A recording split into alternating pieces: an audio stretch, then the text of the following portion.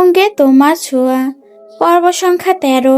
লেখনীতে ফারহানা নিঝুম। নিকাশকলা আধারে ডুবে পড়েছে আকাশটা। চাঁদ সুন্দরী বুঝি লুকিয়ে পড়েছে মেঘের আড়ালে। মাঝে মধ্যে মৃদু মন্দ হাওয়া বইছে, সাথে ভেসে আসছে ভেজা মাটির মিষ্টি সুগন্ধ। গাছের পাতা ভিজে উজ্জ্বল হয়ে উঠেছে, পথঘাট সিক্ত হয়ে চিকচিক করছে। দূরে কোথাও একলা পাখি ডানা ঝাপটাচ্ছে। গাছের পাতার ফাঁকে ফাঁকে ফোঁটা ফোঁটা জল জমে মুক্তোর মতো ঝলমল করছে। চারপাশের নিস্তব্ধতার মাঝে মাঝে ভেঙে দেয় একটু একটু ব্যাঙের ডাক শোনা যাচ্ছে। বধূবেশে রুমের বড় বিছানায় চুপচাপ বসে আছে স্নেহা, লাল পাড় সোনালি জরির কাজ করা শাড়িতে। কিছু সময় আগে শাড়িটা পরিয়ে দিয়েছে ফারা। চোখ নিচু করে বসে থাকা স্নেহাকে ঠিক যেন কোনো ছবি থেকে উঠে আসা রাজকুমারীর মতো লাগছে। আলতো করে কপালের মাঝখানে টিকলি পরানো আছে, তার ওপর চুলগুলো ছেড়ে দেয়া, হাতে রেশমি চুড়ি, সব মিলিয়ে এক অপার সৌন্দর্য। হঠাৎ খট শব্দ করে খুলে গেল দরজা। ধীরে ধীরে ভেতরে ঢুকলো আরিয়ান, কালো শেরওয়ানিতে। চোখে মুখে কিছুটা দ্বিধার অপার কৌতূহল নিয়ে সে এগিয়ে এলো। দরজাটা পেছন থেকে বন্ধ করেই থমকে দাঁড়ালো কয়েক সেকেন্ড। স্নেহার দিকে তাকিয়ে তার চোখে ভেসে উঠল একরাশ আবেগ। সেই চেনা মুখ, কিন্তু আজ একটা নতুন, এতটা কাছের। আজ থেকে ওর বউ, সারা জীবনের সঙ্গী। আরিয়ান ধীরে ধীরে এগিয়ে এসে বিছানার পাশে বসে পড়ল। কাপা গলায় বলল, স্নেহা, তোমার কেমন লাগছে এখন? স্নেহা চোখ তুলে চাইল এক পলক, তারপর আবার নিচু করে নিল আখিদ্বয়। দ্বিধাদ্বন্দ্বে ভুগছে আরিয়ান, এগিয়ে যাবে কিনা ভেবে পাচ্ছে না। স্নেহা, দেখো আপনি তো জানেন আমার সাথে ঠিক কি হয়েছে। তাসফিন ভাইয়া নিশ্চয় বলেছে, কিন্তু আপনি কেন বিয়েতে রাজি হয়েছেন? কেন নিজের জীবনটা নষ্ট করতে চাইছেন? আমি শুধু সেটুকুই জানতে চাইব। আরিয়ান তাকিয়ে আছে নির্বিশেষ। কম্পিত স্নেহাকে দেখে নৈশব্দে ক্ষীণ হাসল সে। দ্বিধা কাটিয়ে এগিয়ে এসে বিছানার বিপরীতে বসলো স্নেহার। অনুমতি চেয়ে বলল, আমি কি তোমার হাতটা ধরতে পারি? থমকালো স্নেহা, ক্ষীণ ভয় বাসা বাঁধে বুকের ভেতর। আরিয়ান আলতো গোছে হাতটা ছোঁয়, অদ্ভুত সুরে বলল, যা হয়েছে ভুল হয়েছে, অপরাধী তার শাস্তি পেয়েছে। তোমার তো কোনো অন্যায় ছিল না, তাহলে তুমি কেন ভাবছো তোমার সাথে থাকলে আমার জীবন নষ্ট হবে? আর যদি বলো বিয়ে কেন করেছি, তাহলে বলবো তাসফিনের জন্য। এবারে চোখ তুলে তাকালো স্নেহা, জানতে উৎসুক সে। তাসফিন আমার আর নিহালের বেস্ট ফ্রেন্ড। আমার কেউ নেই। নিহালের তো মামা আছে, কিন্তু আমি তো একা মানুষ। এবং কি তাসফিন আমার পড়াশোনার খরচ পর্যন্ত বহন করেছে। সে না থাকলে আজকে আমি নামক আরিয়ানকে খুঁজে পাওয়া যেত না। তাসফিন বলেছে বিয়ে করতে হবে, আমি কোনো প্রশ্ন করিনি, কারণ আমি জানি তাসফিন অবশ্যই আমার খারাপ চাইবে না। আর তুমি তো নিতান্ত একজন ভালো মেয়ে, তাহলে কেন না বলবো বলো তো? আকস্মাৎ ফুপিয়ে ফুপিয়ে কেঁদে উঠল স্নেহা। সে সৌহার্দ্যকে ভীষণ ভালোবেসে ফেলেছে, অথচ তার বলা কথাগুলো ধনুকের ছেঁড়া তীরের মতো এসে বুকে লেগেছে তার। বাহ্যিক সৌন্দর্য থেকে মানুষের মন সুন্দর হওয়া সবচেয়ে জরুরি, এটা আজকে বুঝতে পেরেছে স্নেহা। আমি সৌহার্দ্যকে ভীষণ ভালোবাসতাম। আমি কখনোই ভাবিনি ওর মন মানসিকতা এতটা খারাপ। কিভাবে বলল আমি নাকি খারাপ মেয়ে? তাই হুশ, কাঁদতে হয় না। যে যাই বলুক তাতে কান দিতে নেই। আর সৌহার্দ্যর ব্যাপারটা ভুলে যাও প্লিজ। সে কখনোই হয়তো বা তোমাকে ভালোবাসেনি। স্নেহা, তুমি নিষ্পাপ ছিলে, তোমার ভালোবাসাগুলো নিষ্পাপ ছিল। যা ভুল মানুষের প্রতি তৈরি হয়েছে, কিন্তু এখন তুমি সেই মানুষটিকে চিনতে পেরেছো। এখন তোমাকে এগুতে হবে। কিয়ৎসময় নিষ্পলক চেয়ে রইল স্নেহা। আরিয়ানকে অবাক করে দিয়ে আকুতি ভরা কণ্ঠে বলল, আপনি কি কখন আমাকে ভালোবাসতে পারবেন আরিয়ান? স্নেহার প্রশ্নে কিয়ৎসময় নিচুপ রইল আরিয়ান। দমকা হাওয়ার ন্যায় এগিয়ে এসে কপালে গাঢ় চুমু এঁকে দিয়ে ফিসফিসিয়ে বলল, পারবো। তুমি একটু ভালোবাসা দিও, আমি তার থেকে দ্বিগুণ ভালোবাসবো। এক বাক্যে নিজের মেয়েকে অচেনা একটি ছেলের হাতে তুলে দিবেন? মূর্খ নন তিনি। সায়র তার মেয়ের এত বড় ক্ষতি করেছে তা জানার পর নিজেকে সামলে উঠতে পারছিলেন না জয়নাল আহমেদ। কিন্তু তার পূর্বেই তাসফিন তার কাজ করে দেয়। এবং কি যখন তাসফিন একবার বলেছে স্নেহার সঙ্গে আরিয়ানের বিয়ের কথা, বলতেই রাজি হয়েছেন তিনি। তাসফিন অবশ্যই কখনো ভুল সিদ্ধান্ত নেবে না, তা তিনি জানেন। নূপুর ছনছন শব্দ তুলে দৌড়ে এগিয়ে এলো নূপুরের ছনছন শব্দ তুলে দৌড়ে এগিয়ে এলো ফারা। এলোমেলো চুল, তার গলা শুকিয়ে এসেছে, হাঁপানি রোগীর মতো হাঁপাচ্ছে। ওহে লেফটেন্যান্ট সাহেব, আপনি এত দুষ্টু কেন? সদ্য শাওয়ার নিয়ে বেরিয়ে এসেছে তাসফিন। এলোমেলো তাসফিনকে দেখে বক্ষপিষ্ট ধুকপুক শব্দ শুনতে পেল ফারা। ইস, এখন না আসলেই তো হতো। ভেজা চুলগুলো হাতে ঝেড়ে দিল তাসফিন। টাওয়াল জড়িয়ে এগিয়ে গেল ড্রেসিং টেবিলের দিকে। তারা ফিরছে সবে। কিয়ৎ সময় পূর্বে আরিয়ান স্নেহাকে নিয়ে বাড়ি পথে রওনা দিয়েছে। ঘণ্টাখানেক পরেই নূপুর, ঝুমুর আর ফারা ওরাও যাবে সেখানে। যেহেতু ওদের বিয়ে হয়েছে, তাদের সংসার গুছিয়ে দেওয়ার চেষ্টা করবে। উফ, সুখ। হুটহাট এভাবে দৌড়াও কেন? পড়ে টরে গেলে কি হবে? চমকালো ফারা। চকিতে শুধোয়। আপনি কি করে জানলেন আমি দৌড়ে এসেছি? তোমার নূপুর তোমার আগমন বার্তা আগে আমাকে জানিয়ে দেয়। লজ্জায় লাল হয়ে হয় মেয়ের চিবুক। হাঁসফাঁস ভঙ্গিতে বলল, থাকুন আপনি, যাচ্ছি আমি। কোমল হাতে শীতল হাতে স্পর্শ পেয়ে সর্বাঙ্গ শিশির অনুভব করলো ফারা। তীব্র বুক ধুকপুকানি নিয়ে পিছন ফিরে তাকালো সে, কিন্তু তা ক্ষণিকের জন্য। চওড়া পক্ষে ধাক্কা খেল। ঠোঁট ছুঁয়ে যায় তার বুকের বাঁ পাশে। মিসেস শেখ, এমন করলে আমি কোথায় যাই বলুন তো? এমনিতেই তো আপনার কারণে কিছু করতে মন চায় না। সবসময় আপনি করে মনটা। নিম্নাষ্ট কামড়ে লজ্জায় মাথা নিচু করে ফারা। তীব্র কাঁপুনি দিয়ে রিনরিনে গলায় বলল, আপনি ভীষণ ফাজিল। চাচাকে কি করে মানিয়ে নিলেন সব জেনে গেছি আমি। আপনি সব গোপন করেন। তাসফিন এক চিলতে হেসে বলল, ইস, এবার কি হবে তাহলে? সব তো জেনে গেলেন, এবার আমার কি হবে বলুন তো? চিকন নাগের টকায় ফুলে উঠেছে ফারার। ফারা কিছু বলতে যাবে, কিন্তু কণ্ঠ আটকে যায়। লজ্জায় চোখের কোণে জল চিকচিক করে। তাসফিন আলতো করে টেনে নেয় তার নিজের বুকে। নরম ভালোবাসার ছোঁয়ায় ফারা হারিয়ে যেতে থাকে। ঠোঁটের কোণে কেঁপে ওঠে তার ঠোঁট, আর তাসফিনের ঠোঁটের স্পর্শে গলে যায় সমস্ত সংশয়। আধো চোখে আধো কাঁপুনিতে ফারা নিজেকে ছেড়ে দেয় তাসফিনের আদরে। ফারা যেন ধীরে ধীরে ঢলে পড়ে তাসফিনের বুকে। ভেতরে ঘূর্ণিপাকে সে আর নিজেকে ধরে রাখতে পারে না। তাসফিন নিঃশব্দে তাকে আঁকড়ে ধরে, আলতোভাবে ঠেলে দেয় দেয়ালের দিকে। চোখে চোখ পড়তে যেন সময় থমকে যায়। তাসফিনের হাত ফারার মুখখানা ছুঁয়ে যায় নরমতায়। এরপর সে মাথা নিচু করে তার ঠোঁটের কাছে ঠেকিয়ে দেয় নিজের আকুলতা। ঠোঁট ছুঁয়ে যায় ঠোঁট। এক গভীর আস্বাদন ভালোবাসা যেন জমে ওঠে অদৃশ্য অক্ষরে, নিঃশ্বাসে নিঃশ্বাসে। ফারা আর তাসফিনের মাঝে সমস্ত দূরত্ব গলে যায়। তাদের শরীরের মধ্যে জমে ওঠে এক নীরব তীব্র ঘনিষ্ঠতা। আকস্মাৎ ছেড়ে দেয় তাসফিন। কিঞ্চিৎ ভরকালো ফারা। দেয়ালে হেলান দিয়ে দাঁড়ালো সে। সুখ, সুখ, এবার তো রেডি হতে হবে। আমার শার্টটা ইস্ত্রি করে দিন। নিজেকে ধাতস্থ করে ইস্ত্রি করতে গেল ফারা। পুরোটা সময় তাকিয়ে রইল তাসফিন। এলোমেলো তাসফিনকে সবকিছু এগিয়ে দিয়ে প্রাণ হাতে নিয়ে বেরিয়ে এলো সে। তাসফিন তার একমাত্র পুরুষ, খুব আদরের যত্নের। কিয়ৎ পরে আবারও শার্ট নিয়ে ফিরে এলো ফারা। তখনও উদম গায়ে বিছানায় বসে আছে তাসফিন। তাকে দেখে ফের কেঁপে উঠল ফারার অন্তঃস্থল। আপনার শার্ট, আমতা আমতা করে বলতে ওঠে ফারা। অধর পাখি হাসলো তাসফিন।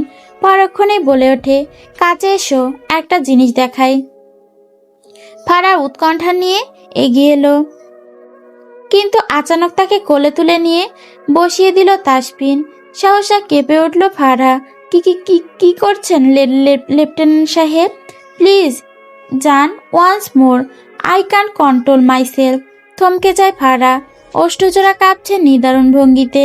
উদরে হালকা করে চাপ দিতেই নুয়ে পড়ে ফারা। নিঃশ্বাস ভারী হয় তার। শুকনো ঠোঁটজোড়া আলতো করে ভিজিয়ে নিল সে। তাসফিন কানের লতি ছুঁয়ে ফিসফিসিয়ে বলল, will you be upset if I look control a little and get wine with you tonight? লজ্জায় শিউরে ওঠে ফারা। কম্পিত চিত্তে হাত ছুঁয়ে দেয় তাসফিনের বাহুতে। ছাড়ুন প্লিজ, যান, ওয়ান্স মোর, জাস্ট ওয়ান্স। ফারা কিছু বলার সুযোগ পেল না। তার পূর্বেই তাসফিনের অবাধ্য হাতের বিচরণ ঘটে তার সর্বাঙ্গে। নিঃশ্বাস নিতে পারে না ফারা। তাসফিনের ওষ্ঠচড়া ছুঁয়ে যায় তার কণ্ঠনালী। হঠাৎ ঠোঁট কিঞ্চিত ফাঁক করে নিঃশ্বাস টানতে লাগলো ফারা। আচানক তাসফিনের ভেজা চুলগুলো মুঠো চেপে ধরে সে। থামুন প্লিজ, নো ওয়ে। ছোটখাটো একতলা একটা বাড়ি, বাহির থেকে সাধারণ, কিন্তু ভেতরে যেন এক টুকরো শান্তির ঠিকানা। ঘরদোর পরিপাটি, প্রতিটি কোণে মায়ার ছোঁয়া। স্নেহা চোখে ঝিলিক দেয় বিস্ময় আর ভালোবাসা। এটা আমার ছোট্ট জগৎ, হেসে বলে আরিয়ান। পরক্ষণেই বলল, এখন থেকে আমাদের। স্নেহা ধীরে ধীরে ঘুরে দেখে ঘরটা। আলমারির ওপরে রাখা পুরনো বই, কোণার টেবিলে আছে জ্বলানো নরম আলো, আর রান্নাঘরের তাকজোড়া মাটির হাঁড়ি, সব কিছুতে এক ধরনের আন্তরিক ছাপ। আরিয়ান পেছনে পেছনে হাঁটে, যেন প্রতিটা জায়গায় তার গল্পের পাতা। এই টপগুলো আমি নিজে সাজিয়েছি, বলে সে একটু গর্ব নিয়ে।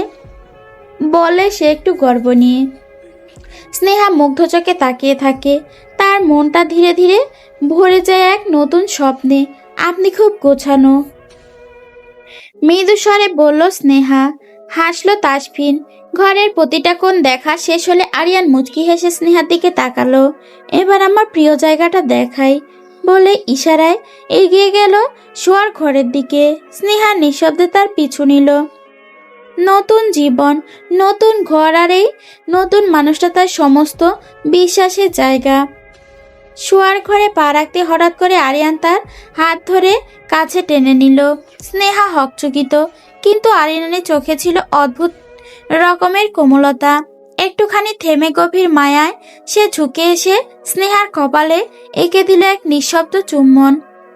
তা যেন কোনো শব্দ ছাড়াই বলে গেল, তুমি আমার ঠিক যেমন করে ভাবতাম আমার একজন হবে, খুব আপন, তেমন করে পেয়েছি তোমায়। স্নেহা চোখ বন্ধ করে সেই পরশে নিজেকে হারিয়ে ফেলল। ভালোবাসা বুঝি এটাই? বিছানায় উপুর হয়ে শুয়ে আছে নিহাল। প্রচণ্ড মাথা ব্যথা করছে তার। এই 2 দিন ধরে তার ঘুম হচ্ছে না ঠিক মতো। ফোনের টুং শব্দ হতেই বিরক্তি চাহনি ফেলল নিহাল। এক পলক ফোনের দিকে তাকিয়ে আবারও শুয়ে রইল। পরপর আবারও ফোন বেজে উঠছে। আবারও বিরক্ত হলো নিহাল। রাগে ফোন তুলে রাগান্বিত স্বরে বলে ওঠে, কি সমস্যা, বারবার কল করছো কেন? অপর প্রান্তে মেয়েলি কণ্ঠস্বর ভেসে এলো, আপনাকে আমি মিস করছি।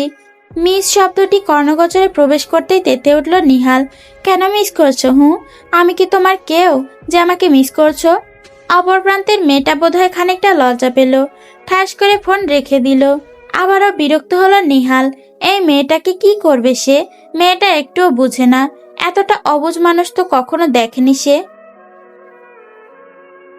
তাসফিন চলে যাচ্ছে। বুকের ভেতর মোচড় দিয়ে উঠল ফারার। খুব করে কাঁদতে ইচ্ছে করছে। এত তাড়াতাড়ি সুখের দিনগুলো শেষ হয়ে যায় কেন? বিছানায় গুটিসুটি হয়ে শুয়ে আছে ফারা। তাসফিনের ওপর বড্ড অভিমান তার। Mrs Sheikh, what happen? এভাবে মুখ ভার করে আছেন কেন? নাক ফুলায় ফারা। কথা বলবেন না আমার সাথে? উফ, এত হট বউ, এত হট মেজাজে কেন? কপালে ভাঁজ পড়ল ফারার। চলে যাবে, অথচ একটুও মন খারাপ হচ্ছে না এই পুরুষের। হট হব না কেন? আপনি কাল চলে যাচ্ছেন, অথচ আজ সেটা বলছেন। আর আপনি এতটা রিল্যাক্স কেন? তাসফিন নিশ্চুপ ভঙ্গিতে দাঁড়িয়ে আছে কিয়ৎ সময় নিয়ে। আচানক কাছে এসে তাকে বরাবরের মতো কোলে তুলে নিল তাকে। মাই ডিয়ার হট বউ, এত হাইপার হতে নেই। আমি বলিনি কারণ তোমার মন খারাপ লাগবে। আবারও ভঙ্গুর হৃদয়ে বলে ওঠে ফারা। তাহলে কি এখন আমি কষ্ট পাইনি? ওয়েট। 2 হাতে গাল ধরে অসংখ্য চুমুতে ভরিয়ে দিল তাসফিন। বক্ষভাজি চুমুতে চুমুতে অস্থির করে বলে ওঠে, খুব শীঘ্রই ফিরে আসবো সুখ। এরপর না হয় ফিরে এসে আপনাকে অনেক বেশি। 2 হাতে কান চেপে ধরল ফারা। চুপ করুন অবাধ্য লেফটেন্যান্ট, হো হো করে হেসে উঠল তাসফিন। সমুদ্রের বিস্তীর্ণ নীল পৃষ্ঠে যাচ্ছে এক বিশাল নেভিয়ান যুদ্ধজাহাজ। জাহাজটি ধূসর রঙের, কঠোর ও শক্তপোক্ত গড়ন, একেবারে যেন লৌহমানব। তার শরীর জুড়ে নানা রকম সেন্সর, রাডার, কামানো, মিসাইল লঞ্চার। প্রতিটি অংশ যেন প্রস্তুত যে কোনো প্রতি মুহূর্তেই যুদ্ধের দামামো বাজাতে। ডেকের ওপর হেলমেট পরা নৌসেনারা টহল দিচ্ছে। কেউ বা দূরবীন দিয়ে সাগরের দিগন্তে নজর রাখছে। লেফটেন্যান্ট কমান্ডার নিচে ব্রিজে দাঁড়িয়ে মনিটরের দিকে তাকিয়ে আছে। চোখে তীক্ষ্ণ দৃষ্টি, তার একে একটি আদেশ মানে পুরো জাহাজের দিক নির্দেশনা। ইঞ্জিনের গর্জন, রাডারের ঘূর্ণনার, ওয়ার টকিং, সংক্ষিপ্ত বার্তা, সব মিলিয়ে পরিবেশটা গম্ভীর, নিয়ন্ত্রিত ও প্রস্তুত। এই জাহাজ কেবল চলার জন্য নয়, যে কোনো মুহূর্তে যুদ্ধ ঘোষণা করতে বা জাতির সুরক্ষা দিতে প্রস্তুত। জুতোর ঠক ঠক শব্দ ছন্দ তুলে ধাতব ডেক পেরিয়ে ভেতরে প্রবেশ করলেন লেফটেন্যান্ট কমান্ডার তাসফিন শেখ। তার ইউনিফর্ম নিখুঁত কলারের প্রতিটি ভাঁজ কড়া নিয়মে মেনে পরিপাটি। বুকের ওপর ঝকঝকে ব্যাজগুলো যুদ্ধগাথার মতো জ্বলজ্বল করছে। তার মুখে কোনো অতিরিক্ত অভিব্যক্তি নেই, কিন্তু চোখে একরাশ নির্ভরতার ছায়া। এমন দৃষ্টি যেটা অধস্তরা বিশ্বাস করে আর শত্রুরা ভয় পায়। ব্রিজের দরজা খুলে ভেতরে ঢুকে সবাই সামান্য সোজা হয়ে দাঁড়ায়। কেউ কিছু না বললেও একটা নীরব সম্মান ছড়িয়ে পড়ে ঘরে। তিনি সামনে গিয়ে দাঁড়ান কন্ট্রোল প্যানেলের সামনে। রাডারের স্ক্রিনে সাগরের ঢেউয়ের মতো ভেসে উঠছে অদ্ভুত কিছু সিগন্যাল। সেকেন্ড ইনসাইড সেই সিগন্যালের বিষয়ে কথা বলছে লেফটেন্যান্ট আরাফাত রহমানের সাথে। ফিরে আসতে একটি খবর পেল তাসফিন। লেফটেন্যান্ট নাইম ইসলাম সোহার্দের গতিবিধি পর্যবেক্ষণ করে যা যা জানতে পেরেছে সবটাই বলেছে তাকে। তাসফিন আপাতত বলেছে, যেদিন জাহাজ যাবে সেদিন তারা হাতে নাতে ধরবে তাদের। সমুদ্রের রাজপুত্র তারা, সমুদ্রের রাজত্ব করাই তাদের কাজ। পরনে কালো রঙের সালোয়ার স্যুট, সাথে মুখে মাস্ক পরেছে ফারা আর ঝুমুর, দুজনেই বেরিয়েছে। উদ্দেশ্য হচ্ছে স্নেহার বাড়ি মানে আরিয়ানের বাড়ি। আরিয়ান যেহেতু ছুটিতে আছে, সেই হিসেবে তাদের দুজনকে এখন পাওয়া যাবে। আরিয়ান জরুরি অবস্থায় ফের ছুটি নিয়েছে। সবটা তাসফিন অনেক কষ্টে ম্যানেজ করেছে। আপু, ওদের জন্য কিছু নেব না? ঝুমুর এটা ভেবেই চলেছে এতক্ষণ ধরে। কি নেওয়া যায় তাদের জন্য সেটাই ভাবছি। ছোট ভাবিজি, কি নেওয়া যায় বলো তো?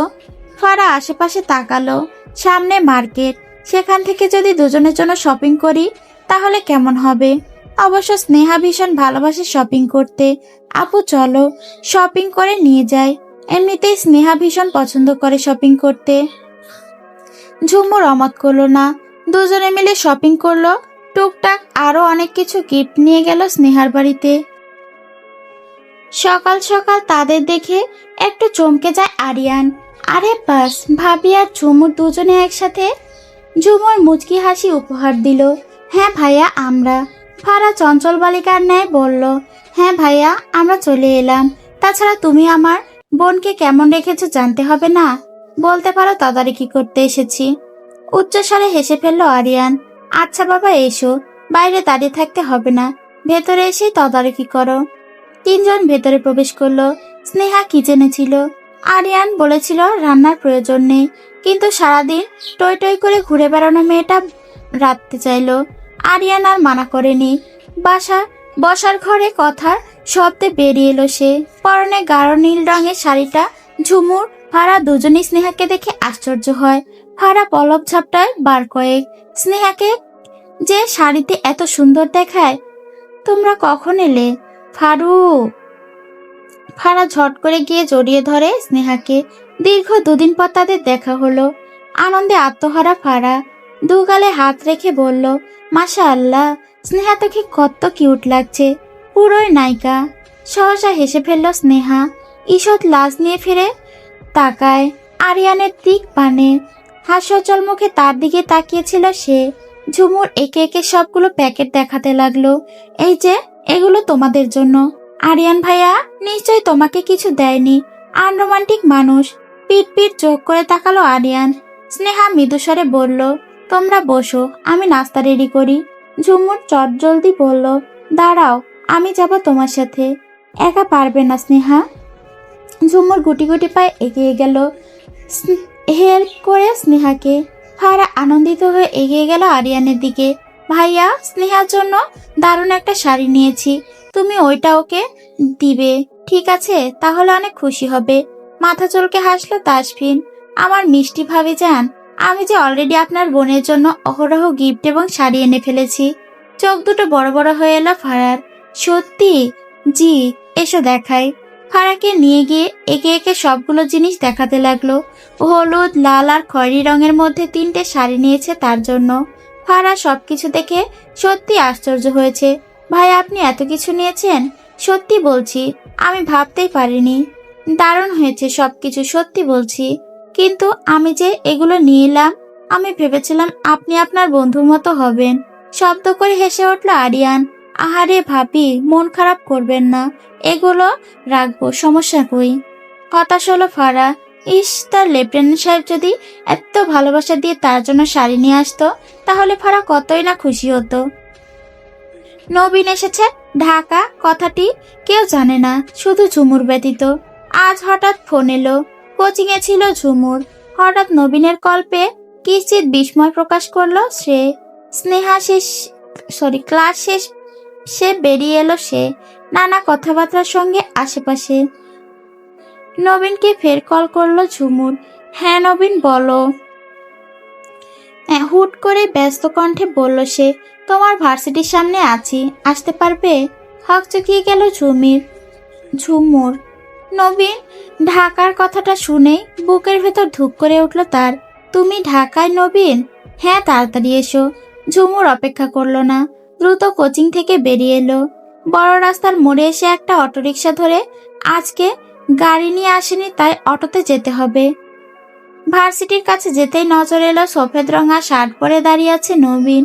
বুকের ভেতর দ্রিম দ্রিম শব্দটি ভীষণভাবে কানে পাচ্ছে ঝুমুরের। পা টিপে টিপে এগিয়ে এলো সে। নবীন, চিরচেনা কণ্ঠস্বরে ফিরে তাকালো নবীন। ঝুমুরকে দেখে চমৎকার হাসলো। বই পড়ুয়া ম্যাডাম, চলে এসেছ? কিঞ্চিৎ অবাক হলো ঝুমুর। নবীনের এখানে আসার কারণ এখনো বুঝতে পারছে না সে। নবীন, তুমি এখানে? সবাই জানে না মানে হঠাৎ করেই ঢাকায়? ঘাড় ফিরে ডানে বামে এক পলক দেখে নিল নবীন। চলো যাওয়া যাক। নবীন ঝুমুরের নরম হাতটি চেপে ধরে নিজের সঙ্গে করে তাকে নিয়ে যেতে লাগলো। ঝুমুর আশ্চর্য হচ্ছে। আরে আরে, কোথায় যাচ্ছি আমরা? আর তুমি ভার্সিটিতে এলে কেন, বাড়িতে না গিয়ে? চলো, এরপর দেখতে পাবে। ঝুমুর কিছু বলতে গিয়েও পারল না। নবীন ঝুমুরকে নিয়ে যেতে লাগলো। বারান্দায় বসে মাহিরকে নিয়ে আড্ডা দিচ্ছে রুবেনা শেখ। নূপুর কাপড়গুলো গুছিয়ে রাখছে। সদ্য জ্বর থেকে উঠেছে ছেলেটা। জ্বরের কয়েকটা দিন কিভাবে যে পার করেছে একমাত্র সেই জানে। আকাশ যেন অভিমানে মুখ ফিরিয়ে রেখেছে। তার চোখের পাতা ভারী কালচে মেঘে ঢেকে গেছে চারিদিক। সূর্যের সোনালি হাসি আজ থেমে গেছে কোনো অজানা কষ্টে। হঠাৎ হঠাৎ বিদ্যুৎ চমকে উঠছে, যেন ক্রোধের ঝলকানি। বাতাসে এক অদ্ভুত ভার, চুপচাপ কিন্তু ভেতরে ভেতরে এক উন্মাদনা জমে উঠেছে। মেঘের গহ্বর দিয়ে থাকা বৃষ্টির দল এখন নামার অপেক্ষায়। ঘুরি ঘুরি বৃষ্টির প্রথম ফোঁটা যেন আকাশের গোপন কান্না। ধীরে ধীরে সে ফুপিয়ে কাঁদবে, আর চারপাশে শিখতে হবে এক বিষণ্ণ ভালোবাসায়। পাতা নড়ে উঠবে, ছাদে টুপটাপ শব্দ, আর বাতাসে ভেসে বেড়াবে এক অদ্ভুত শূন্যতা। নূপুর ব্যস্ত পায়ে ছাদের দিকে গেল। কাপড় মেলা আছে ওখানে, এক্ষুনি তুলতে হবে। ছাদে গিয়ে দ্রুত কাপড়গুলো তুলতে গিয়ে লক্ষ্য করে নিচে গাড়ি নিয়ে দাঁড়িয়ে আছে নিহাল। নিহালকে দেখে কিঞ্চিৎ চমকে উঠল সে। তাকিয়ে থাকতে পারল না। গুরুম গুরুম শব্দ তুলে বৃষ্টি হচ্ছে। নূপুর ত্রস্ত পায়ে ছাদ থেকে নেমে এলো। কিন্তু নিহাল এখানে কি করছে তা নিয়ে ভাবুক সে। একরাশ দ্বিধা নিয়ে বসার ঘরের দিকে এগিয়ে গেল। আম্মু, নিহাল ভাইয়া এসেছে। নিহাল এসেছে বিষয়টি অবাক করছে না রুবেনা শেখকে। ছেলেটা নিজ কর্তব্য ঠিকই পালন করছে, রোজ রোজ এসে একবার হলেও তাদেরকে দেখে না। তবে তা আর বেশি দিন নয়, তাকে ফিরতে হবে সমুদ্রে। নূপুর, আমি মাহিরকে দেখছি, তুই বরং একটা ছাতা নিয়ে যা। কিছুটা অস্বস্তিতে পড়ে গেল নূপুর। সে যাবে? যদি নিহাল আবার অন্য কিছু ভাবে? তবে ভাবনার সম্ভাবনাই নেই। এতগুলো বছর একটি বারের জন্য খারাপ আচরণটুকু পর্যন্ত করেনি, তাহলে আজকে কেন করতে যাবে? দ্বিধা কাটিয়ে ছাতা তুলে নেয় নূপুর। একটি তার জন্য, অন্যটি নিহালের জন্য। ছোট ছোট কদম ফেলে এগিয়ে গেল সে। ইতিমধ্যে অনেকটা ভিজে গেছে নিহাল। হাতের সাহায্যে শার্ট ঝেড়ে নেয়ার বৃথা চেষ্টা করছে। নূপুরকে দেখে থমকে যায়। হাতটা থামে তৎক্ষণাৎ। দুজনের মধ্যে 2 হাতের দূরত্ব হবে। নূপুর নতমস্তকে মৃদুস্বরে বলল, আম্মু বলেছে ভেতরে আসতে, না হলে ভিজে যাবেন। নিহালের দিকে ছাতাটা বাড়িয়ে দিতেই তা সযত্নে নিয়ে নিল নিহাল। নূপুর এক মুহূর্ত অপেক্ষা করলো না, উল্টো ঘুরে ভেতরের দিকে আসতে লাগলো। প্রিয় মানুষটাকে কাছ থেকে দেখতে পেয়ে ভেতরে প্রচন্ড শান্তি অনুভব করছে প্রেমিক পুরুষ। হয়তো ছুঁতে পারবে না, কিন্তু দূর থেকে ভালোবাসতে তো অবশ্যই পারবে। আকাশ যেন হঠাৎ করেই সমস্ত অবরুদ্ধ ক্রোধ উগরে দিচ্ছে। মুহুর্মুহ ঝড়ো হাওয়া, গাছপালা কেঁপে উঠছে, আর প্রলয়ের মতো বৃষ্টি নেমে এসেছে মাটির বুকে। প্রতিটি ফোঁটা যেন পাহাড়ি ঢলের জেদ নিয়ে ঝাঁপিয়ে পড়ছে পৃথিবীর বুকে। চারপাশে শুধু জল, কাদা, ছাপার তুমুল শব্দে নেমে আসা শ্রাবণের জবাবহীনতা। রাস্তাঘাট সব যেন এক একটা ক্ষত বিক্ষত চিত্রকল্প, গর্তে জমে থাকা পানিতে আরো কাদামাখা পথ, যেন কোনো যুদ্ধ বিধ্বস্ত শহর। পথচারীদের কষ্ট চোখে পড়ার মতো, পা ডুবিয়ে পা ফেলে সামনে যাওয়া যেন এক একটা পরীক্ষার চূড়ান্ত অধ্যায়। যানবাহনগুলো চাকা কাদা ও পানিতে আটকে যায় বারবার, আর চারপাশে শুধু একটানা ঝাপসা হয়ে আসে। বৃষ্টিতে ভিজে জুবুথুবু অবস্থা ঝুমুরের। রাস্তায় একটা মানুষ তো দূরে থাকার কাকপাক্ষিও পর্যন্ত নেই, অথচ নবীন ঠায় দাঁড়িয়ে আছে। কি করছো এটা? চলো, ভিজে গেছি আমরা। নবীন এখনো দাঁড়িয়ে আছে, নড়ছে না। ঝুমুর বিরক্ত হয়ে বলল, থাকো তুমি, আমি গেলাম। ঝুমুর যেতে নিবে, আকস্মিক হাতে টান পড়ে তার। পুরুষটা বককে এসে পড়ল সে। পিট পিট চোখ করে তাকানোর চেষ্টা করছে সে। চোখের পাতা ছুঁয়ে যাচ্ছে বৃষ্টির ফোঁটা। চোখ মেলে তাকানোর পূর্বে পুরুষটা অষ্টদয় ছুঁয়ে যায় তার কপাল। অনাকাঙ্ক্ষিত চুম্বনে ক্ষীণ কেঁপে উঠল ঝুমুরের অন্তরস্থল। শোনো, হুট করে ভালোবেসে ফেলেছি, এখন তুমি মেনে নাও বা না নাও, কিছু করার নেই। এরকম প্রেমের প্রস্তাব ঝুমুর হাসবে না কাঁদবে ঠিক বুঝে উঠতে পারল না। চুপ রইল ক্ষণকাল, অতঃপর বলল, কি বললে, আবার বলো। খুব যত্নে হাতটি ছেড়ে দিল নবীন। চোখে মাদকতা মেশানো।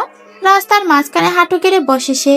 পকেট থেকে বের করে আনা খুবই স্নিগ্ধ একটি জিনিস, বেলি ফুলের মালা।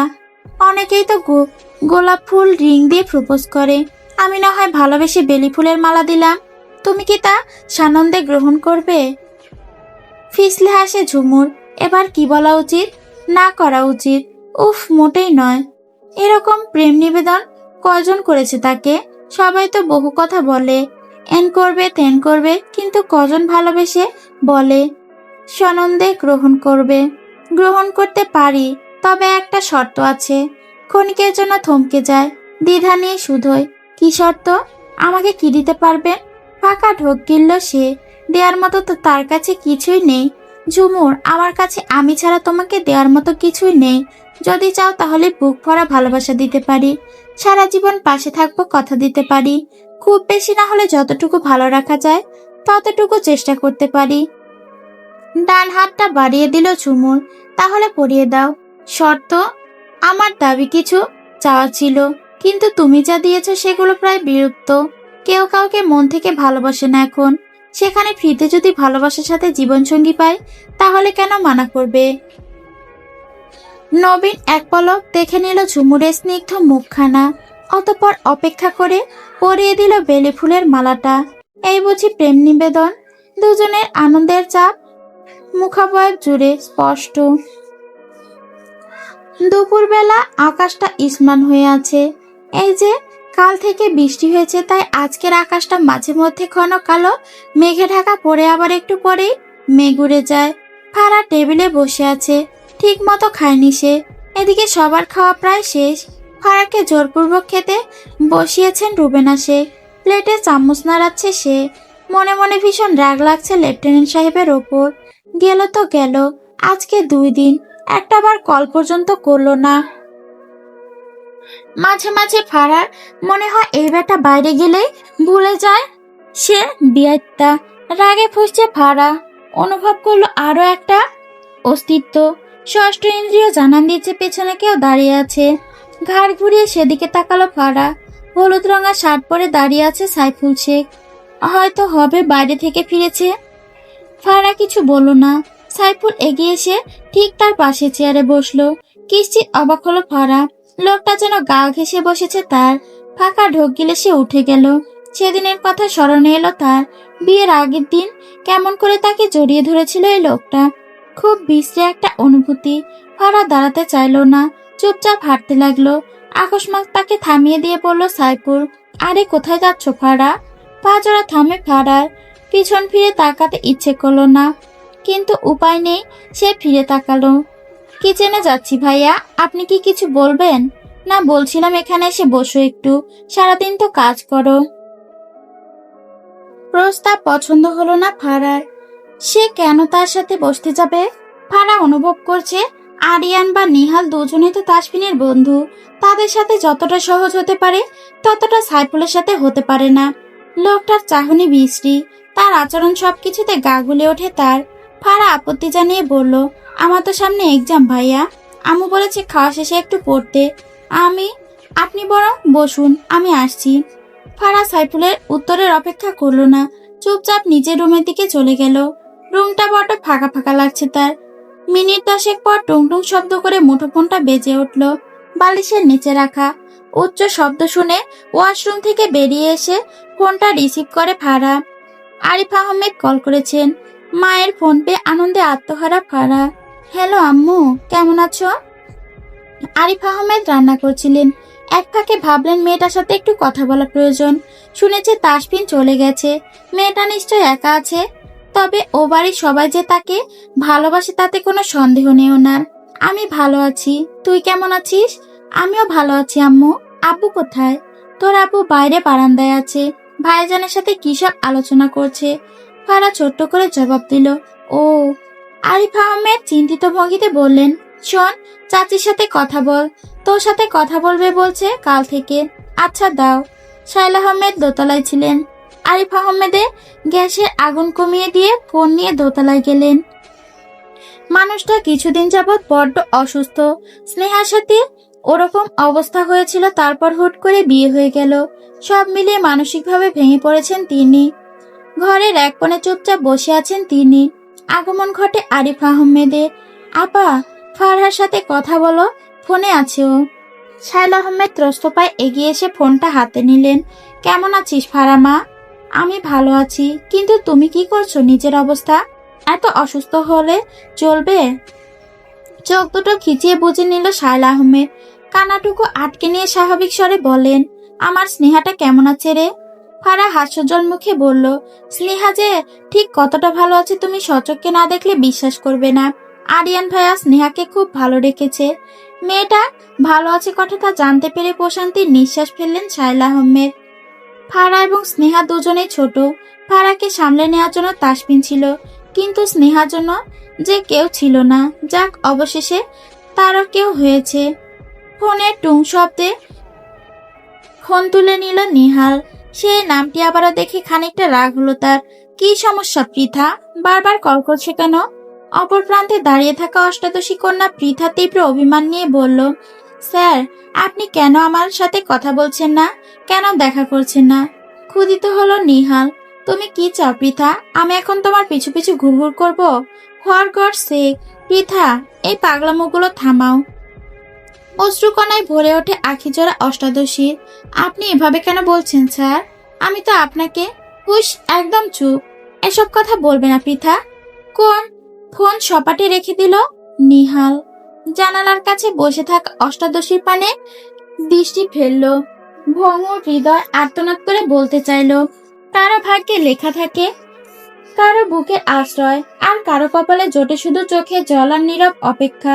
সবকিছু যেন পূর্বলিখিত প্রেম ও অপূর্ণতা। বড়সড় একটি সমুদ্রের ধারে আজকের দিনটি এক বিশেষ নজরদারি আর উত্তেজনা সাক্ষী হতে যাচ্ছে। লেফটেন্যান্ট জাহাজটি শান্তিপূর্ণ কিন্তু ধীরগতিতে সমুদ্রের ওপর ভেসে চলেছে। এর পালের ছায়া দীর্ঘ হতে হতে বিস্তৃত আকাশের সাথে মিলিয়ে যাচ্ছে। প্রতিটি জাহাজের ঢেউ ভেঙে সাগরের জল ফেনায়িত হয়ে উঠছে। তবে লেফটেন্যান্ট জাহাজের নীরব অগ্রযাত্রা যেন সতর্কতার সঙ্গে সমস্ত কিছু উপেক্ষা করে এক অন্যরকম লক্ষ্যস্থির। গোপন সূত্রে জানা গেছে আজকের দিনটি আরো গুরুত্বপূর্ণ। কিছুটা দূরে গোপন পথে সমুদ্রের অন্ধকারে আর একটি বিশাল জাহাজ চলতে থাকে, যার উদ্দেশ্য কিছু নিষিদ্ধ অবৈধ মালপত্র পৌঁছে দেয়া। সেই জাহাজে থাকতে পারে মাদক, অস্ত্র কিংবা চোরাচালানি দামি রত্ন, সব কিছুই, যেগুলো একদিকে তো দেশের নিরাপত্তাকে বিপন্ন করে, অন্যদিকে সাগরে অনিরাপদ পথে এগিয়ে চলে চোরা কারবারিরা। লেফটেন্যান্ট জাহাজের গভীরে টহল দিচ্ছে, যেন একটি ঘূর্ণিঝড়ে চোখ আটকে গেছে তার সমস্ত মনোযোগ। তার চোখে পড়ছে না শুধু সমুদ্রের বিশালতা, বরং সেই অবৈধ জাহাজের গতিপথ, যা শত্রুর মতো সমুদ্রের বুকে পা ফেলে রেখে চলে। লেফটেন্যান্ট কমান্ডার তাসফিন শেখ খুব সতর্ক ভঙ্গিতে তার সহকর্মীদের দিকে ইশারা করলেন। তার চোখে ছিল এক দৃঢ় অভিব্যক্তি, যেন সমুদ্রের বিশালতার মধ্যে যে এক অদৃশ্য শত্রু ঘুরে বেড়াচ্ছে, তাই এখন তাদের কপালে ঝুলছে। তার দৃষ্টি যেন ছুচালো হয়ে উঠল, এমনকি একটি ক্ষুদ্রতম ইশারা যেন প্রয়োজনীয় তার জন্য। দূরে সাগরের গভীরতার মধ্যে এক রহস্য জাহাজের সিলুয়েট স্পষ্ট হতে শুরু করেছিল। নাইম, ওই দেখো। তাসফিনের কণ্ঠে তীব্র সতর্কতা, তার গলা গভীর হয়ে উঠছে। গোপন সংকেত। নাইম ইসলাম লেফটেন্যান্ট নির্দেশে দ্রুত চোখ মেলল। দূরে অন্ধকারে জাহাজটির সিলুয়েট যেন আরো পরিষ্কার হয়ে উঠছে, বড় এবং ভয়ঙ্কর। তার চোখে অসীম সতর্কতা, কারণ সে জানে এখানে আর কোনো ভুলের অবকাশ নেই। কমান্ড, সবাই সতর্ক হও। তাসফিনের নির্দেশনায় গভীর নিঃশ্বাসের মতো হাওয়া ভেসে যায়। এক মুহূর্ত পুরো জাহাজের নীরবতা, যেন অদৃশ্য কোনো শক্তি তাদের পরিস্থিতি অনুভব করছে। কিন্তু তাসফিন এবং তার দল জানে এটা কোনো সাধারণ টহল নয়। আজকে এই রাতটি এক অন্যরকম। যতই জাহাজটি কাছে আসতে থাকে, ততই তার সংকেত পরিষ্কার হয়, এটি কোনো সাধারণ বাণিজ্যিক জাহাজ নয়, বরং চোরাচালানি। মুহূর্তের মধ্যে এক দারুণ রণকৌশলে তারা প্রস্তুত হয়ে যায়। হঠাৎ সাগরের নীরবতা ভেঙে উঠে গোলাগুলি শুরু হয়। শব্দের তীব্রতা যেন আকাশের মধ্যে ঢেউ তুলছে এবং সমুদ্রের জল মেঘের মতো কাঁপতে থাকে। লেফটেন্যান্ট তাসফিন শেখ নিঃশব্দে আদেশে তারা অন্ধকারে নিজেদের অস্তিত্ব স্পষ্ট করে তোলে, যেন অসীম যুদ্ধে একে অপরের মুখোমুখি। পাচারকারীরা বুঝতে পেরেছিল যে তাদের পালানোর কোনো পথ নেই। তাদের জাহাজে সমুদ্রের গভীরে আশ্রে পড়েছিল, কিন্তু তাসফিন ও তার দলের রণকৌশল সুনির্দিষ্ট এবং নিখুঁত। গোলাগুলির শব্দ মিশে গিয়ে জাহাজের কপালে বাজানো স্রোতের সাথে, কিন্তু পথচারীরা বুঝতে পারছিল না এটা আর পালানোর সুযোগ নয়। অফিসার নাইম ইসলাম এক নিঃশ্বাসে শীতলভাবে জাহাজটি লক্ষ্য করল। তার হাতে থাকা রাইফেল প্রস্তুত। সোজা এক নজর দেখে নেওয়ার পর সে বুঝে গেল এটা একটা মাত্রই সমাধান, গোলাগুলি থামিয়ে সমুদ্রের ওই বিশালত্বে তাদের নিয়ন্ত্রণ প্রতিষ্ঠা করা। পাচারকারীরা নিজেদের হাল ছেড়ে দেয়, তাদের ইঞ্জিন থেমে যায়, আর জাহাজটি একেবারে নিরুৎসাহিত হয়ে সমুদ্রের বুকে থেমে যায়। তাসফিন শেখ এবং তার দল তাদের শিকার ধরেছে। পথচারীরা যুদ্ধে সব পালা হারিয়েছে। বুকের ভিতর অজানা ভয় কুড়াচ্ছে ফারার। কিছু একটা হতে চলেছে, কেমন জানি অস্থির লাগছে তার লেফটেন্যান্ট সাহেব ঠিক আছে তো? কিছু হয়নি তো তার? চিন্তায় চিন্তায় হাসপাস করছে ফারা। তার জানা নেই সে কেমন আছে। তাসফিন শেখ এক মুহূর্তের জন্য নিজের সমস্ত শক্তি একত্রিত করে সজাগ দাঁড়িয়ে রইল। সমুদ্রের অন্ধকারে ছড়িয়ে থাকা এক নিঃশব্দ শীতলতা, যেখানে শুধু তার নিজের শ্বাসের শব্দই কেবল প্রতিধ্বনিত হচ্ছে। তার চোখের সামনে তখন সে দৃশ্য যা কখনোই তার কল্পনায় আসেনি। তার নিজের ভাই সৌহার্দ্য শেখ, যে কিনা এক ন্যায়পরায়ণ লেফটেন্যান্ট হিসেবে পরিচিত, আর সেই ভাইকে তাকে জিজ্ঞাসাবাদ করতে হবে। তাসফিনের মনে এক তীব্র দোলাচলা চলে আসছে। পৃথিবীটা যেন এক নিমিষে বদলে গিয়েছে। তার পায়ের নিচে মাটির অনুভূতি হারিয়ে গেছে। সৌহার্দ্য ছিল তার সবচেয়ে কাছের, সবচেয়ে বিশ্বস্ত বন্ধু। তাদের একে অপরের প্রতি ছিল গভীর ভালোবাসা ও শ্রদ্ধা। কিন্তু আজ সে শুনেছে সৌহার্দ্য শেখের নাম এবং অবৈধ চোরাচালান চক্রের সাথে জড়িত। তাসফিন কখনোই ভেবেছিল না তার ভাই এমন কিছু করতে পারে। ইন্টারোগেশন রুম, সেখানে রাখা হয়েছে সৌহার্দ্যকে। কিছুক্ষণ পরে সেখানে যাবে তাসফিন। সে ভেবে পাচ্ছে না রাইমা শেখ এবং আলাপ শেখকে কি উত্তর দিবেন। তারা যে ভেঙে পড়বে। সাইফুল নেই বাড়িতে, তার কোনো খোঁজ খবর নেই। সে কোথায় আছে জানে না নূপুর, কাউকে কিছু বলতেও পারছে না। রুবেনা শেখ যতবার জিজ্ঞেস করছে সাইফুল কোথায়, ততবার মিথ্যে বলতে হয়েছে তাকে। এবং কি আজ বিকেলে রিজন শেখ পর্যন্ত জিজ্ঞেস করেছে সাইফুল কোথায়। প্রত্যুত্তরে নূপুর বলেছে সে একটু বাইরে বেরিয়েছে। আম্মু খাবো, আদো আদো কণ্ঠ বলল মাহির। তখনই কলেজ থেকে ফিরছে ফারা। মাহির বাবু, আমি এসে গেছি, চলো আমার সাথে খাবে। খুশিতে গদগদ মাহির। ফারা চট করে হাত মুখ ধুয়ে এলো। নূপুর তৎক্ষণাৎ টেবিলে খাবার দিয়ে দিল। দুপুরের খাবার সবাই একসাথে খেয়েছে। খাওয়া শেষে শুধু খেয়ে লম্বা একটা ঘুম দিয়েছেন রুবেনা শেখ। রিজওয়ান শেখ বরাবরের মতো নিজের শপে চলে গেছেন। সাইফুল বাড়িতে নেই, তাতে বেশ শান্তি লাগছে ফারার। কয়েকবার চেষ্টা করেছিল নূপুরকে সাইফুলের কথাটা বলার, সরাসরি না বললেও তার ভাবসাব মোটে পছন্দ হয়নি ফারার নিকটে। একবার ভেবেছিল তাসফিনকে বলবে, সেই জন্য ফোন পর্যন্ত করেছে, অথচ ফোন লাগেনি। হয়তোবা নেটওয়ার্ক জনিত সমস্যা হয়েছে। রুমের এক কোণে বড়সড় একটি ছবি লাগানো তাসফিনের। তার নিচের টেবিলে অনেকগুলো ছোট ছোট ছবি ফ্রেম করা, তার মধ্যে একটা তার ইউনিফর্ম পরা। হাতে তুলে নিল ছবিটা। কি স্নিগ্ধ মুখশ্রী। আনমনে হেসে ফিসফিসিয়ে বলল, ও লেফটেন্যান্ট সাহেব, আমি আপনাকে বড্ড মিস করছি। আপনি কবে ফিরবেন বলুন তো? আমার যে একা ভালো লাগছে না। ফারা অনুভব করলো কেউ খুব নিকটবর্তী তার। আলগোছে ছুঁয়ে আছে তার মেধহীন উদর। ধীরে ধীরে তার ক্লিন সেভ করা গাল ছুঁয়ে যাচ্ছে গ্রীবাদেশে। লজ্জায় আড়ষ্ট ভঙ্গিতে চোখ খিচিয়ে বুঝে নিল ফারা, লেফটেন্যান্ট সাহেব, আই নিড ইউ ব্যাডলি সুখ। স্পর্শটুকু গাঢ় হলো। হাতের গভীর স্পর্শে মুচড়ে যাচ্ছে ফারা। কুণ্ঠিত হচ্ছে নাজুক বদনখানি। ভ্রম চোখ খুলে থতমত খেয়ে গেল ফারা।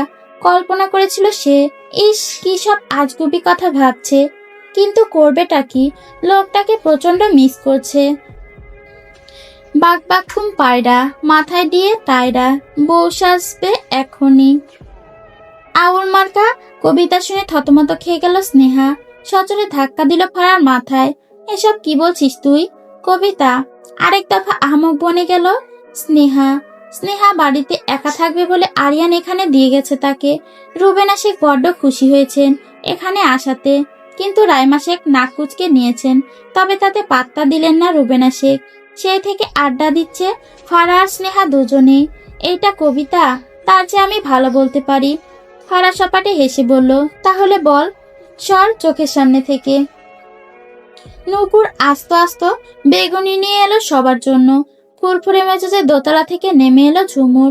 নবীনের প্রেম নিবেদনের পর থেকেই ভীষণ আনন্দে থাকে ঝুমুর, আজকেও তাই। আপু বেগুনি? নূপুর ছোট করে জবাব দিল।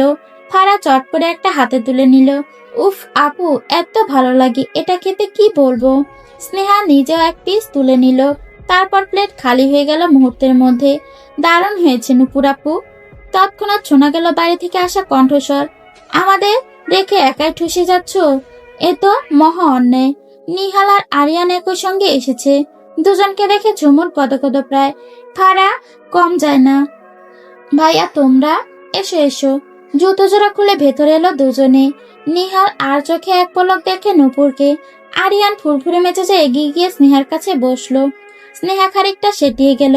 হাসফাস ভঙ্গিতে চাইলো আরিয়ানের দিকে। লোকটা কেমন দুষ্টু হাসছে।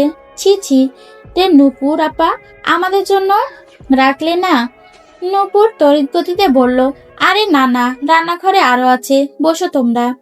নূপুর চট জলদি এগিয়ে গিয়ে রান্নাঘর থেকে বাকিদের জন্য বেগুনি নিয়ে এলো। ফারা নিহালকে শুধোয়, ভাই আপনি সমুদ্রে ফিরবেন না? নিহাল টিম্পুনি কেটে বলল, কেন গো ভাবিজি, তোমার কি পছন্দ হচ্ছে না আমি এখানে থাকি? হাপিত্তেশ করছে ফারা। উদাস ভঙ্গিতে বলল, উফ, আপনি বুঝতে পারছেন না ভাইয়া। আপনি যদি না যান তাহলে আমি খবর পাবো কি করে কমান্ডারের? একবার ফোন করেনি আমাকে। ফিসলে হাসে আরিয়ান। নিহাল দুঃখ প্রকাশ করে বলল, কষ্ট পেও না ভাবিজি, তোমার জন্য আমরা আছি। আমি আর আরিয়ান তাসফিনের বন্ধু মানে একই হলো। চোখ টিপে নিহাল সহসা হেসে ফেলল ঝুমুর। আসুক আমার ভাই, এরপর বলবো তোমরা কিভাবে তার বইয়ের ওপর চাঁচ মারছো। ফারা টলটলে চোখে তাকায় নিহালের দিকে। ভাইয়া, এটা বলতে পারলেন আপনি? নিহাল হো হো করে হেসে উঠল। ফারা মেয়েটা বড্ড ভালো, তাকে সত্যি আদর আদর লাগে। যখন ভাইয়া বলে ডাকে সত্যি অন্যরকম নিদারুণ অনুভূতি কাজ করে। সম্পর্ক যথেষ্ট বড়, যেমন তার ভাবি হয়, অথচ বয়সে তার ছোট। তাসফিন, আরিয়ান এবং নিহাল দুজনেই খুব বিশ্বাস করে, তাই তো এই পুরো বাড়ির দায়িত্বটা তাদের কাঁধে দিয়ে গেছে। যতদিন আছে তারা যেন তাদের দেখে। সকল টেলিভিশনে চ্যানেলের স্ক্রোচে ভেসে উঠেছে এক চাঞ্চল্যকর সংবাদ। প্রথম সারি কাগজগুলো ছাপিয়ে দিয়েছে বিস্ফোরক শিরোনাম। লেফটেন্যান্ট সৌহার্দ্য শেখ চোরাচালানের সঙ্গে জড়িত। হাতে নাতে ধরলেন লেফটেন্যান্ট কমান্ডার তাসফিন শেখ। সাময়িক গোয়েন্দা বিভাগ এবং নৌবাহিনীর অভ্যন্তরীণ তদন্ত কমিটির কাছে তদন্তের জন্য সৌহার্দ্য শেখকে আনুষ্ঠানিকভাবে হস্তান্তর করা হবে। সাময়িক আইন অনুযায়ী তার বিরুদ্ধে কঠোর তদন্ত শুরু হবে। সেখানে প্রমাণের মুখোমুখি হতে হবে তাকে, এবং অপরাধ প্রমাণিত হলে শাস্তির মাত্রা হবে ভয়ানক। সবাই নিঃশ্বাস আটকে অপেক্ষা করছে এই অন্ধকার অধ্যায় শেষ কোথায় গিয়ে থেকে। খবরের কাগজে ছাপা সেই ভয়ানক সংবাদ পড়ে যেন ভেঙে পড়লেন আলাপ শেখ। নীরব পাথরের মতো বসে রইলেন তিনি। চোখের সামনে ছেলের উজ্জ্বল ভবিষ্যতে সব স্বপ্ন ধুলোয় মিশে যেতে দেখলেন। পাশে বসে বড় ছেলে রিজওয়ান শেখ তাকে সান্ত্বনা দেওয়ার চেষ্টা করলো, কিন্তু তার কণ্ঠে আশ্বাসে ছিল শূন্যতার প্রতিধ্বনি। এদিকে ঘরের কোণে বুক চাপড়ে কান্নায় ভেঙে পড়লেন রাইমা শেখ। তার আর্তনাতে যেন ঘরের দেয়ালগুলো কেঁপে উঠল। রুবেনা শেখ, রিজওয়ানের স্ত্রী, এগিয়ে এসে শাশুড়িকে শান্ত করতে চেষ্টা করলো, কিন্তু রাইমা শেখের কান্নার মাঝেও উঠে এলো তীব্র বিষণ্ণতার অভিমানের ঝড়।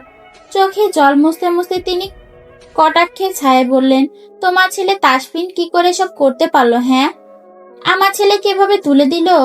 আমার ছেলে কিছু করেনি, কিছু করেনি।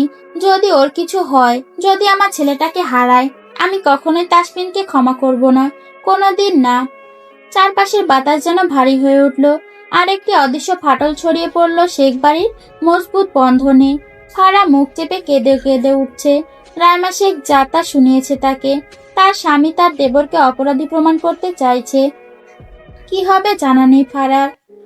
ইন্টারোগেশন রুমে নির্জন সাদামাটা চার দেয়ালের ভেতর বসেছিল লেফটেন্যান্ট সৌহার্দ্য শেখ।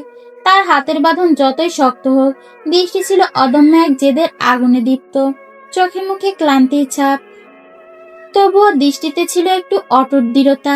তাসফিন শেখ শত চেষ্টা করছে তাকে মুখ খোলাতে, প্রশ্নের পর প্রশ্ন ছুড়ছে, কখনো কড়া কণ্ঠে, কখনো শান্ত অনুরোধে।